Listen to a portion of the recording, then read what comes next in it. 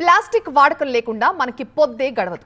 పొద్దున లేస్తే tea టిఫిన్లకు plastic కప్పులు, ప్లేట్లు, మార్కెట్కి వెళ్తే ప్లాస్టిక్ కవర్లలో సామాన్లు మోసుకురావడం, యూజ్ అండ్ త్రో అంటూ డస్ట్బిన్లో పడేయడం. చిత్రం ఏంటంటే డస్ట్బిన్ కూడా ప్లాస్టిక్కే. ఫుడ్ టు బెడ్ అన్నీ రెడీమేడ్ ప్లాస్టిక్కే. పొగ తాగితే ఎంత ప్రమాదమో సింగిల్ యూజ్ ప్లాస్టిక్ కవర్లు వాడితే కూడా అంతకంటే ప్రమాదం అంటున్నారు. ప్లాస్టిక్ క్యాన్సర్ కారకమని నిపుణులు, నివేదికలు హెచ్చరిస్తున్నా, ప్రభుత్వాలు అవగాహన కల్పిస్తున్నా సరే ప్లాస్టిక్ వాడకం మాత్రం తగ్గడం లేదు.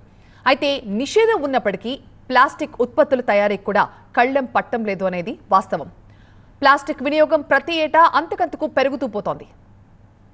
హైదరాబాద్ నగరంలో ప్లాస్టిక్ వాడకం పెద్ద సమస్యగా మారింది. 2022లోనే ప్రభుత్వం ప్లాస్టిక్ని నిషేధిస్తున్నట్టు ఉత్తర్వులు జారీ చేసినప్పటికీ మాత్రం అమలు మాత్రం నోచుకోలేదు. దాదాపుగా చూసుకుంటే బాలనగర్ కానీ, జీడిమెట్ల కానీ, చర్లపల్లి ప్రాంతాల్లో సుమారు 150 వరకు ప్లాస్టిక్ పరిశ్రమలు ఉన్నప్పటికీ మాత్రం అధికారులు ఏనాడు కూడా చర్యలు తీసుకున్న దాఖలాలు లేవు. చూసుకుంటే హైదరాబాద్ నగరంలో ఏ కిరాణా షాప్ చూసినా, ఏ కూరగాయల మార్కెట్ చూసినా, ఏ షాపింగ్ మాల్ చూసినా ప్లాస్టిక్ మాత్రం విచ్చలవిడిగా వినియోగిస్తున్నారు. హైదరాబాద్ నగరంలో వాడుతున్నటువంటి ప్లాస్టిక్పై TV9 గ్రౌండ్ రిపోర్ట్. చిటికెడు బరువు లేని కవర్లు సముద్రాన్ని కూడా అల్లకల్లోలం చేస్తున్నాయి. ధర తక్కువ, సౌలభ్యం ఎక్కువ అని ప్లాస్టిక్ కవర్లని, బాటిల్స్ ను, ఇతరత్ర ప్లాస్టిక్ ఉత్పత్తులని యథేచ్ఛగా వాడేస్తున్నాం.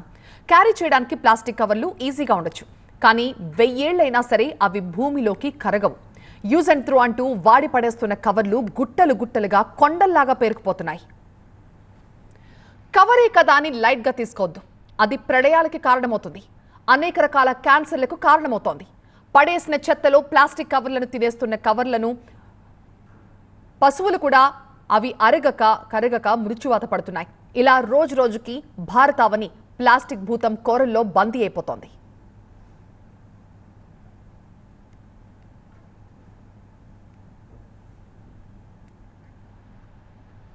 తాచెడ్డ కోతి వనమెల్లా చెరిచినట్లుగా హైదరాబాద్ అడ్డాగా తయారవుతున్న ప్లాస్టిక్ ఉత్పత్తులు పల్లె మనగడ్ని కూడా ప్రమాదంలో పడేస్తున్నాయి. నగరంలో ఉత్పత్తి అయ్యే వస్తువులు పల్లె పల్లెకు బట్వాడా అవుతున్నాయి. ఎందుకంటే ఈరోజు అది మన చేతుల్లో నిత్యం ఉండే వస్తువు, మన ఇంట్లో ఉండే వస్తువు. దాన్ని తీసుకొని మనం చుట్టి మట్టిలో వేస్తే అది కరగదు, అరగదు. దాని ద్వారా అనేకమైనటువంటి సమస్యలు ఉత్పన్నమవుతున్నాయి. కనుక ప్రజలు కూడా దీని మీద పెద్ద ఎత్తున ఒక అవగాహన చేసుకుని అసలు ప్లాస్టిక్ను వాడకుండా ఉంటేనే చాలా మంచిది. ప్రభుత్వాలు ఈ ప్లాస్టిక్ నిషేధాన్ని మరి కట్టడి చేయాలి. ఎందుకంటే ప్రజల్లో ఈ ప్లాస్టిక్ వినియోగం మీద అవగాహన లేదు. ఈ ప్లాస్టిక్ వల్ల మనకు వాతావరణ కాలుష్యంతో పాటు అంటే భావి తరాలకు మున్ముందు కూడా మన భూసార వ్యవస్థ పూర్తి దెబ్బతింటా ఉన్నది. నిజానికి ఇయర్ బడ్స్, బెలూన్లకు వాడే ప్లాస్టిక్ స్టిక్స్ కావచ్చు, candy sticks, ice cream sticks, plastic కప్పులు, ప్లేట్లు, స్పూన్లు, ఫోర్క్లు, కత్తులు, ట్రేలు, బాక్స్లు, ప్లాస్టిక్ ఇన్విటేషన్ కార్డులు, 100 మైక్రాన్ల లోపుండే PVC బ్యానర్లపై కేంద్రం నిషేధం విధించింది. కానీ ఇప్పుడు అవన్నీ మార్కెట్లో యథేచ్ఛగా అమ్ముతున్నారు. హద్దుమీరుతోన్న ప్లాస్టిక్ విక్రయాలు, వాడకం పర్యావరణానికి, ప్రజారోగ్యానికి ఎసరు పెడుతున్నాయి. రోజు రోజుకి కోరలు చాస్తున్న ప్లాస్టిక్ భూతాన్ని తరిమేసే ఒకే ఒక మంత్రం RRR అంటున్నారు నిపుణులు. నదులలో కానీ, సముద్రంలో కానీ చాలా హానికారకమని, ఇవి కరిగిపోవాలంటే 1000 సంవత్సరాలు పడుతుంది. అవి మామూలు తెల్ల ప్లాస్టిక్ సంచులు. అదే నల్ల ప్లాస్టిక్ సంచులు అనుకోండి, అసలు భూమి మీద కరగవు. ఫ్లెక్సీ బోర్డులు కానీ ఇవన్నీ కూడా అలాగే ఉంటాయన్నమాట.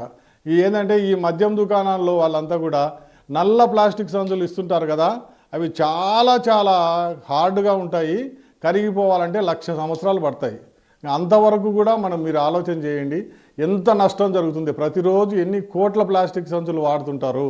ఈ పర్యావరణాన్ని మనం కాపాడాలంటే RR అంటారు కదా, రెఫ్యూజ్ అనమాట. ఫస్ట్ రెఫ్యూజ్ చేయాలి, తర్వాత మనం ఏం చేయాలి, రీయూజ్, రీసైకిల్, ఇవన్నీ కూడా మనం మొదలు పెట్టాలి అనమాట. అట్లా కాదు మనం ఏమంటామంటే ఎవరో ఫ్రీగా ఇచ్చినారు కదా అని తీసుకుంటున్నాము ఇట్లా అనుకుంటారు. కానే కాదు, ఫస్ట్ రెఫ్యూజ్ చేయగలగాలి. రెఫ్యూజ్ చేస్తేనే మనము ఏదైనా కూడా మనం ప్లాస్టిక్ సంచి ఇచ్చిన తర్వాత దాన్ని తీసుకొని వాడకుండా రెఫ్యూజ్ అంటే మన దగ్గర ఉంది అని చెప్పాలి అనమాట. అటువంటి పరిస్థితుల్లోనే పొల్యూషన్ తగ్గిపోతుంది. మనది ఈ దేశం అనుకున్నప్పుడు ఎవరైనా సరే ఈ దేశం మనది అనుకున్నావు, దీన్ని పరిశుభ్రంగా ఉంచాలి, ఇక్కడ ఉన్న నదులను నేను పరిశుభ్రంగా ఉంచాలి, నా వంతు పాత్ర ఏంటి అని ఆలోచన చేసుకోవాలి ఎవరైనా కూడా. అట్లా కాదు, మనం మిగతా వాళ్ళు లక్షల మంది వాడుతున్నారు, నేను ఒక్కరిని వాడకపోతే ఏమవుతుంది, ఆ విషయం మాత్రం అసలు మనసులోకే రాకూడకుండా చూసుకోవాలి.